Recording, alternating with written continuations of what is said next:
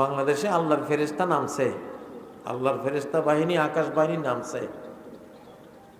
আর আল্লাহর ফেরেশতা বাহিনী কোনো দেশের নামলে বেঈমানদের পরিণতি ভয়াবহ হয়, আল্লাহ শত্রুদের পরিণতি ভয়াবহ হয়। এটা দেখবেন ইনশাল্লাহ। আমি তো ফেরেশতার কথা বললাম, বলে গেলাম, দেখেই বলছি তো, এই চোখেই তো দেখে বলতেছি। আপনারা তো আর দেখাইতে পারবো না, বাট ফলাফলটা দেখবেন বেঈমানদের পরিণতি কত ভয়াবহ এই বাংলাদেশে ইনশাআল্লাহ। ইনশাআল্লাহ ফ্যাসিবাদীরা ধ্বংস হয়েছে আলেম নির্যাতন করে, ঠিক নয় কি?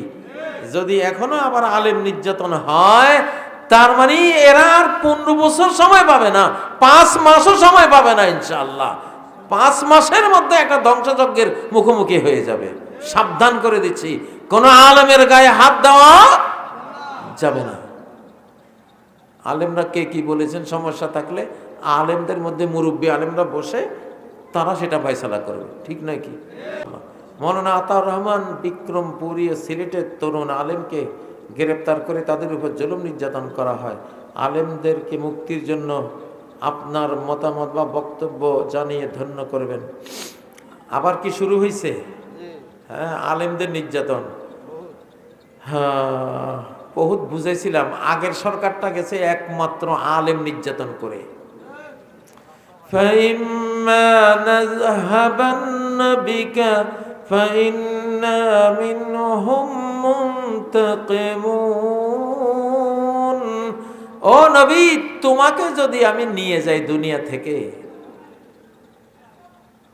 তাহলে মনে রাখবা এই কাফেরদের কারণে যদি নিয়ে যাই, তার মানে আমি এদেরকে প্রতিশোধ নিয়ে এদেরকে ধ্বংসস্তূপে পরিণত করে দেব। হ্যাঁ, আর যদি তোমাকে দেশ ছাড়া করে, এদেরকে আমি দেশ ছাড়া করে দেব। কোরআনে এটা আছে, ওয়াইজাল্লা ইয়ালবাসুনা খিলাফাকা ইল্লা কালিলা। হে নবী, এরা আপনাকে মক্কা ছাড়া করতে চায়।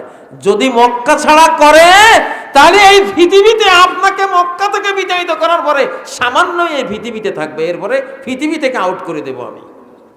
মক্কা থেকে নবীজিকে বের করে দেওয়ার 1.5 বছরের মাথায় বদরের যুদ্ধ হইয়া ওই 70 জন যারা নবীজিকে মক্কা থেকে বহিষ্কার করেছিল, ওই 70 জনে জাহান্নামে চলে গেছে, ঠিক না ঠিক? এবং নবীদের ব্যাপারে যে আয়াত, এটা নবীগণের ওয়ারিস আলেমদের ব্যাপারে সেই আয়াতে কার্যকর থাকে। ফ্যাসিবাদীরা ধ্বংস হয়েছে আলেম নির্যাতন করে, ঠিক নয় কি? যদি এখনো আবার আলেম নির্যাতন হয়, তার মানে এরা আর 15 বছর সময় পাবে না, 5 মাসও সময় পাবে না ইনশাআল্লাহ। 5 মাসের মধ্যে একটা ধ্বংসযজ্ঞের মুখোমুখি হয়ে যাবে। সাবধান করে দিচ্ছি, কোন আলেমের গায়ে হাত দেওয়া যাবে না। আলেমরা কে কি বলেছেন, সমস্যা থাকলে আলেমদের মধ্যে মুরব্বী আলেমরা বসে তারা সেটা ফয়সালা করবে, ঠিক নয় কি? আলেম মারে জালেমে, আলেম নির্যাতন করে জালেমে, তারা জালেম। সর্বনিকৃষ্ট মানুষ পৃথিবীতে সেই মানুষ যে কোনো নবীকে হত্যা করে বা নবী তারে হত্যা করে। এটা হাদিস, সহিহ হাদিস বুখারীর। সর্বনিকৃষ্ট মানুষ রাজুলুন কাতালা নাবিয়ান আও কাতালাহু নাবিয়ুন, যে কোনো নবীকে হত্যা করে সে সবচেয়ে খারাপ, আর যারে কোনো নবী হত্যা করে সেও সবচেয়ে খারাপ। কারণ নবী হলেন রহমতের টুকরা। এই রহমতের টুকরা যদি কাউকে মারতে যায়, তার মানে ওই লোকটা আল্লাহর রহমত থেকে পুরো বঞ্চিত হয়ে গেছে, ঠিক নয় কি? এই হাদিসটা নবীদের ওয়ারিসদের ব্যাপারে সত্য। সর্বনিকৃষ্ট মানুষ পৃথিবীতে এখন ওই ব্যক্তিরা যারা একজন আলেমকে হত্যা করে, যারা একজন আলেমকে হত্যা করে, একজন আলেমকে নির্যাতন করে, তারা এই পৃথিবীর সর্বনিকৃষ্ট। অতএব সাবধান, এসব যারা করেন অতি অল্প সময়ের মধ্যে আপনারা এই সাজা ইনশাআল্লাহ ভোগ করবেন, আরো ভয়াবহ ভাবে ইনশাআল্লাহ।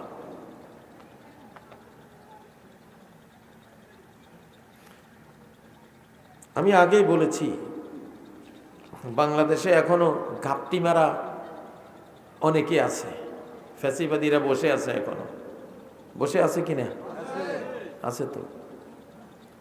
তারা ভাবছে যে এখন আবার একটা সময় আমাদের আসবে, সেই জন্য আমরা আবার একটু মাথাছাড়া দিই। তাদেরকে আমরা আল্লাহর হাতে দিয়ে দিছি ইনশাআল্লাহ। বাংলাদেশে আল্লাহর ফেরেশতা নামছে, আল্লাহর ফেরেশতা বাহিনী, আকাশ বাহিনী নামছে। আর আল্লাহর ফেরেশতা বাহিনী কোনো দেশের নামলে বেঈমানদের পরিণতি ভয়াবহ হয়, আল্লাহ শত্রুদের পরিণতি ভয়াবহ হয়। এটা দেখবেন ইনশাল্লাহ। আমি তো ফেরেশতার কথা বললাম, বলে গেলাম, দেখেই বলছি তো, এই চোখেই তো দেখে বলতেছি। আপনারা তো আর দেখাইতে পারবো না, বাট ফলাফলটা দেখবেন বেঈমানদের পরিণতি কত ভয়াবহ এই বাংলাদেশে ইনশাআল্লাহ, ইনশাআল্লাহ। তো কথা লম্বা করব না।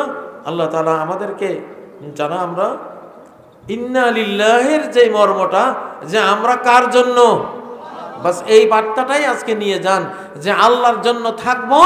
মরার পরে মানুষ বলবে হ্যাঁ আমরা তো আল্লাহর জন্য, তখন এই বলাটা সত্য হবে। কি হবে? আর দুনিয়াতে থাকলাম শয়তানের জন্য, আর মরার পরে বলা হলো ইন্না লিল্লাহ, আমি আল্লাহর জন্য, এটা তো মিথ্যা কথা হবে। কি হবে? মিথ্যা কথা হবে। আল্লাহ তাআলা আমাদেরকে আল্লাহর জন্য জীবন সম্পদ সব কোরবান করার তৌফিক দান করুন। আল্লাহুম্মা আমিন। ربنا آتنا في الدنيا حسنة وفي الآخرة حسنة وقنا عذاب النار। আয় আল্লাহ আমাদের এই দোয়া কবুল করো। হযরত নূহ আলাইহিস সালামের দোয়ার মধ্যে যে শক্তি দিয়েছিলেন আল্লাহ, হযরত ইব্রাহিম আলাইহিস সালামের হাসবি আল্লাহ ওয়া নি'মাল ওয়াকিলের মধ্যে যে শক্তি দিয়েছিলেন আল্লাহ, হযরত ইউনূস আলাইহিস সালামের লা ইলাহা ইল্লা আনতা সুবহানাকা ইন্নী কুনতু মিনাজ জালিমিনের মধ্যে যেই শক্তি দিয়েছিলেন আল্লাহ, রব্বানা যালামনা আনফুসানা ওয়া ইল্লাম তাগফির লানা ওয়া তারহামনা লানাকুনান্না মিনাল খাসিরিন, এই দোয়ার মধ্যে যে ক্ষমতা পাওয়ার দিয়েছিলেন আদম হাওয়ার জন্য আল্লাহ, আমাদের দোয়াগুলির মধ্যে সেই শক্তি আপনি ফিরিয়ে দেন আল্লাহ।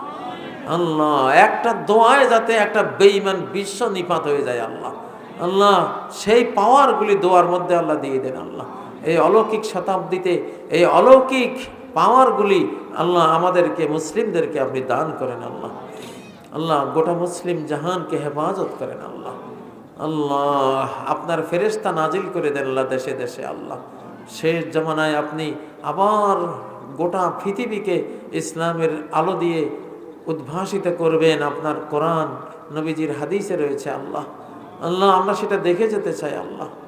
আল্লাহ যেদিন সারা পৃথিবী মুসলিম হয়ে যাবে আল্লাহ, সেই দিন আমাদেরকে দেখাই দেন আল্লাহ। আল্লাহ ততদিন পর্যন্ত আমাদের হায়াত বাড়াই দেন আল্লাহ, হায়াতের তৈবা দান করেন আল্লাহ। বাংলাদেশে আর কখনো কোনো ফ্যাসিবাদ, কখনো কোনো দেশ বিরোধী, ইমান ইসলাম বিরোধী, বাংলাদেশ বাংলা ভাষা বিরোধী কোনো শক্তি, কোনো নেতা যাতে না আসে আল্লাহ তাআলা। আল্লাহ কোনো মুনাফিক গাদ্দার বিশ্বাসঘাতক যাতে এই দেশের ক্ষমতায় আসতে না পারে আল্লাহ। আল্লাহ যারা বাংলাদেশকে ভালোবাসে না, বিদেশকে ভালোবাসে আল্লাহ, এইরকম কোনো নেতা আমরা চাই না আল্লাহ। আল্লাহ দেশপ্রেমিক নেতা আমাদেরকে দান করেন আল্লাহ, ইসলাম প্রেমিক নেতা দান করেন আল্লাহ, বাংলা ভাষা প্রেমিক নেতা দান করেন আল্লাহ। আল্লাহ আমাদের জাতিকে বুঝিয়ে দেন যে কোরআনকে যদি সমর্থন দেয়া না হয় তাহলে কোনো উপায় নেই, বেঈমান হয়ে কবরে যেতে হবে আল্লাহ। আল্লাহ একটা সুযোগ আপনি দিয়েছেন, যদি ভোট হয়, নির্বাচন যদি হয় আল্লাহ, কোরআনের পক্ষে একখান সমর্থন জানাবার তৌফিক সবাইকে দিয়ে আল্লাহ, সারা বাংলাদেশের মুসলমানদেরকে দিয়ে আল্লাহ, এবং তাদেরকে বুঝাই দেন যে এইটা তোমার জান্নাত, এইটা দিয়ে তুমি কোরআনকে সাপোর্ট দিয়েছো, তুমি অন্য কিছু কেনা, কোনো ব্যক্তি কেনা, কোনো মানুষ কেনা, তুমি কোরআনকে সমর্থন দিয়েছো, এর বিনিময়ে তুমি জান্নাত হিসেবে নিবা। আল্লাহ তাআলা এই বুঝটা মানুষের অন্তরে দেন আল্লাহ। যত রাজনৈতিক দল আছে যারা এখনো জাগতিক দল, এই ক্ষণস্থায়ী দুনিয়ার, এক ঘন্টার দুনিয়ার সুখ ভোগ নিয়ে রাজনীতি করে, আল্লাহ তাদেরকে কোরআনের রাজনীতির দিকে ফেরত আনেন আল্লাহ। আল্লাহ কোরআনের হেদায়েত তাদেরকে নসিব করেন আল্লাহ। আল্লাহ তারাও তো কোরআনের জাতি, তারাও তো মুসলিম জাতি, কোরআনের শত শত বিধান তারাও তো মানে, হয়তো তারা জানে না যে এগুলো কোরআনের বিধান। আপনি জানিয়ে দেন আল্লাহ, আপনি বুঝিয়ে দেন আল্লাহ। আমরা ঐক্যবদ্ধ বাংলাদেশ চাই আল্লাহ। আল্লাহ ঐক্যবদ্ধ বাংলাদেশ দান করেন আমাদেরকে আল্লাহ। যে কোনো বিদেশি শক্তি বাংলাদেশের স্বাধীনতা চলে বলে কৌশলে ষড়যন্ত্রে আমাদেরকে পরাধীন করতে চায়, তাদের সকল ষড়যন্ত্র আল্লাহ আপনি গড়িয়ে দেন আল্লাহ, ধ্বংস করে দেন আল্লাহ। এই আল্লাহ, এই মাহফিলকে কবুল করেন। এই মাহফিলের উদ্যোক্তা যারা, তাদেরকে কবুল করেন আল্লাহ। আল্লাহ, মাহফিলের কমিটিকে কবুল করেন আল্লাহ। যারা এখানে ওয়াজ করেছেন, তাফসীর করেছেন, যারা শুনেছেন, মা বোনরা যারা শুনেছেন, সবাইকে আল্লাহ ক্ষমা করেন, সবাইকে রহমত করেন, সবাইকে নিরাপত্তা দান করেন, আমাদের সবাইকে হেদায়েত দান করেন, আমাদের সবাইকে রিজিক দান করেন আল্লাহ। আমাদের মা বাবাকে ক্ষমা করেন। রব্বিরহামহুমা কামা রাব্বায়ানি সগীরা। আল্লাহ, মা বাবার কবরগুলি, দাদা দাদি, নানা নানি, জীবিত মৃত সকল মুমিন মুমিনার কবরগুলিকে প্রশস্ত করে দেন আল্লাহ। আল্লাহ, সম্মানিত রিজিক দান করেন। কবর জীবনে যে বাড়ি তারা হারিয়েছে, তার চেয়ে উত্তম বাড়ি কবর জীবনে জুটিয়ে দেন। যেই আপন স্বজন হারিয়েছে, তার চেয়ে উত্তম আপন স্বজন জুটিয়ে দেন। কবর আযাব থেকে মুক্তি দেন, জাহান্নামের আযাব থেকে মুক্তি দেন। আয় আল্লাহ, আমাদের সবার দোয়া কবুল করেন আল্লাহ। পরিবারে পরিবারে শান্তি নাজিল করেন আল্লাহ। স্বামী স্ত্রীর মধ্যে মিল মোহাব্বত নাজিল করেন। সন্তান আর মা বাবার মধ্যে সুসম্পর্ক দান করেন আল্লাহ। আল্লাহ, গোটা বাংলাদেশকে আপনার হেফাজতের চাদরে ঢেকে দেন আল্লাহ। সুবহান রাব্বিকা রব্বিল ইজ্জাতি আম্মা ইয়াসিফুন ওয়া সালামুন আলাল মুরসালিন ওয়ালহামদুলিল্লাহি রব্বিল আলামিন।